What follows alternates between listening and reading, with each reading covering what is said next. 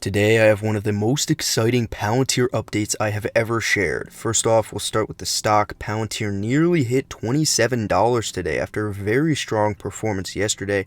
Palantir continues to show strength. It just had a little too much of a run up and is pulling back today towards the end of the day. I will now insert a screenshot of the final closing price because I was so excited about this update that I wanted to record early. So I have a few rumors to get to and some actual news. Without further ado, let's dive right in. What I am most excited about today is someone digging in and learning that Palantir might actually have a partnership with Tesla, since Palantir was mentioned in a Tesla press release, just the words Palantir Technologies. So this is by far not a confirmation of an exact partnership, but something I do want to dig into because I did come up with a video, and of course I am not the only one to be saying how great of a partnership this would be. There are many reasons it would make sense for Tesla to work with Palantir. Of course, Tesla has already developed their own ERP system. Palantir is not just an ERP solution, but nevertheless they need to kind of overcome that, and that's what my video about Palantir working with Tesla will be about. How can they demonstrate their value? Regardless, what is new today? Well, someone discovered, and credit to Reddit and to Discord, apparently the Palantir Discord, on Tesla's website, on the Chinese website for them, there is this news press release, pretty much. Not necessarily a press release, but it says test drive Model S at Palantir Technologies, pretty much saying that you can test drive Tesla's flagship car. They're not mentioning the Plaid Model S here, so maybe not the top of the line newest kind, but nevertheless Tesla's highest end car, the full-size luxury sedan at Palantir Technologies, meaning at one of Palantir Technologies' locations. So pretty much they're saying they're coming to Palantir in this way. They go on to describe Model S a bit. That's stuff you can read on your own time if you want to, if you are not already aware of the Model S. And then they go on to say appointments will be confirmed by a Tesla representative. Test drive appointments are available to prospective customers, of course. Your driving session will be 15 minutes long over a predetermined route designed to highlight the capabilities of the car. A Tesla product specialist will accompany all drives to ensure you optimize your time in Model S, and you may bring up to 3 guests to ride in the back seat during your drive. So it does seem like a traditional test drive that they are offering to Palantir. So why would they be offering this? Well, it's a great question. Why would they be showing up to Palantir and saying, here, you get to test drive the cars, instead of saying, anyone interested, you can come to our location and you can find us and you can test drive? Well, there does seem to be a link here. If anyone was wondering what these sorts of Chinese characters mean, it's just part of the Chinese website for Tesla. Back to event list, other information, and this is Tesla's real website here, the Chinese version of the website. So there's no denying that. The event did get taken down though, I believe after someone published this and they saw that it was actually real. Then that begs the question, if it's at Palantir Technologies, at one of Palantir's buildings, does Palantir have an office in China? Well, as you probably could have guessed, the answer is no. So Asia and Pacific locations include Australia and Japan here in Tokyo, not a China location. So that makes me think this is not for China. This is actually for the United States, considering how the text here is actually in English. Somehow this got published on the Chinese website. That's just what I'm thinking. So I do believe if we take a look at the office locations here, that they're referring to a North American site. Really, they could be talking about any location. They could be talking about the headquarters, but what I think actually is more likely is Palo Alto, considering how Tesla's headquarters is in Palo Alto as well as Palantir's location here. So if Tesla was indeed going to do some sort of crossover, I believe it would happen in Palo Alto, but if this is as big a deal as they're making it seem, that they want to allow Palantir employees and guests to test drive a car, then maybe they would take it all the way over to Denver, but that is a bit of a hike away from just next door to Tesla. So there you have it. Some sort of development is happening unless this was a complete botched website update. I don't know how Palantir Technologies, those two words, could get inserted into something as mundane as a test drive for a company. I've never heard of Tesla doing this sort of thing before, but it is making me think more and more that they are working together in some capacity. It doesn't confirm a partnership. I want to make that clear. But it does, at the very least, at the very, very least, mean these companies are in talks for something. Maybe Tesla is piloting Palantir's Foundry program internally to see how it goes, and and now they're reaching out to the employees if they want to get a test drive, but there's really not enough decent info yet, and this is all speculation, anything beyond the test drive occurring at this point. So, and just finally on the Tesla rumor here, we'll look at what this person said on Reddit. Here we have them saying the first update, Palantir event isn't showing up on the events page anymore, as I said, and the second update, headers are showing the last modified date being Thursday, the 24th of June, 2021, and that is today, of course, which is why I am sharing this. So this is fresh news and or not an old article just resurfaced. So I don't think it is an old article just resurfaced. I've never seen it before. Of course, I have not seen all articles by Tesla, but I'm just saying that. Third update being that Tesla.cn is an official entity and is owned by Tesla Motors, so just to confirm that. I'd love to hear your thoughts in the comments below. This is just the first story. I'm sorry for rambling, but this is so exciting. Crossover of my two favorite public companies. So now moving on to what you may have seen, an article about how Peter Thiel basically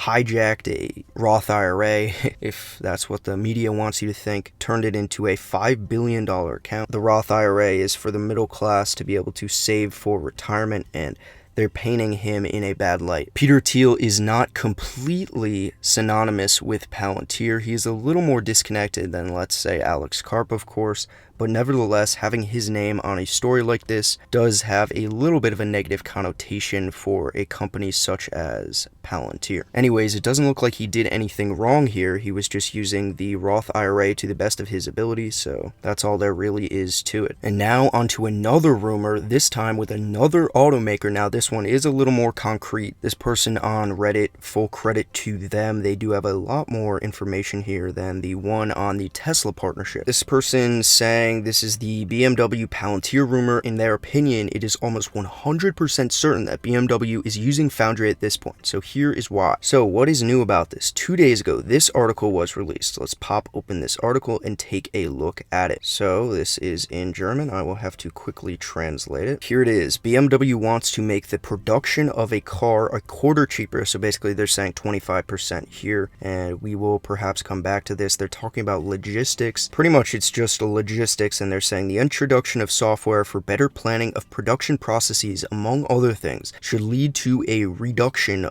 in the cost price. And they want existing factories to be better utilized than they already are, to better position themselves against rivals such as Volkswagen, Daimler, or Tesla. So that is a new article. It does look like, let's just check this, it was released the 22nd, so just 2 days ago at this point. So again, we already talked about this, 25% decrease in production costs. They want software for better planning. So why would this be Palantir? Well, they do have a job listing that this person has surfaced for our diligence here, and there is one match of Palantir. So actually, I'm just going to switch on over, let this person do the talking for us. They say, look at the description for big data in electric mobility, proficiency with Palantir is mentioned, and other data analytics tools. For this purpose, we use numerous internal and external data assets, as well as tools such as Foundry by Palantir to analyze and visualize our data. So they're pretty much saying they use Foundry. A quick Google search leads to the LinkedIn profile of Antonio Bauer, who is the senior data analyst at BMW Financial Services. Guess what platform he has listed under his skills? Palantir Foundry. There you go. And finally, this person brings up a link to an earlier Reddit post where someone claims to be working at BMW and using Foundry. So it's pretty clear there's also something going on here. Now, normally I would not be sharing this kind of stuff, but this person has put together a good set of clues that BMW is indeed working with Palantir on Foundry. So the bottom line being that BMW uses Foundry and aims to reduce production costs by 25% over the next few years. So does that really seem in line? Well, if you'll remember, Palantir has published a impact studies website. So one platform, global impact. The first segment here being manufacturing. Leading manufacturers use Palantir Foundry. Okay, so let's take a look at what the first one is. Manufacturing quality, literally the production of cars. Improving vehicle quality and ratings. Now this could tie back to Tesla, but I think Tesla and Palantir are in preliminary talks, and I'm not even sure if that's going to go through or if that rumor is just completely false. But BMW, it does seem, is much further along on the path to being an official client of Palantir. So if we hop on into this specific impact study, which I have looked at before, They say issues are actually resolved 80% faster using Foundry when we're dealing with these sorts of manufacturing challenges, improving quality, reliability, and customer ratings. Okay, but what about what comes next, which is actually optimizing production globally and production planning, which I think actually lends itself more to the sorts of things we are talking about with BMW. So what's the impact here? Production allocation models can be run in days versus months, so that's just speeding up the type of modeling that is done. This is the big part. By running significantly more production optimized scenarios in less time, the manufacturer has identified tens of millions in potential savings between scenarios. That is a very large figure, and I think it could fit in with what BMW is talking about. Palantir could announce a partnership with BMW not too long from now. Again, there is that sort of phase, the onboarding, the making sure that the contract is going to work out before the partnership gets announced. I would not be surprised if we hear from BMW, and I think that will be a very big deal. This is not confirmed to be an actual partnership, but it is pretty clear they are working together, and that could be announced in the coming months. Alright, and now to something that actually is confirmed. I've talked about 2 rumors and 1 piece of news, but this is for sure happening because Palantir put out an official press release for it. Palantir and DataRobot partner to bring speed and agility to demand forecasting models. So this is similar to what we talked about yesterday with the Primer partnership. It's not a partnership, meaning they're buying into this company as a SPAC, as they've done previously. It's more of they're building this company's technology into their platform, which is very interesting. And actually, I do want to give credit to Palantir Daily here. Let me just pull this up. He said he pulled this from the S1 filing. This is Palantir saying, "We intend to broaden our reach through partnerships that establish our platforms as the central operating system for entire industries." And I think we've really seen that come into play here with Primer and now DataRobot. So instead of reading through this entire thing, I will summarize it by saying the partnership is to basically drill down these demand forecasting models and the problems associated with them. This is getting integrated into Foundry. They say brands will be able to avoid previous blind spots and make better and more impactful business decisions. So just in line with what we were talking about on Palantir's impact studies. But instead of boring you with the rest of this, I will just play a video that Palantir released on their Twitter page summing this up. And I'll be back with some closing thoughts.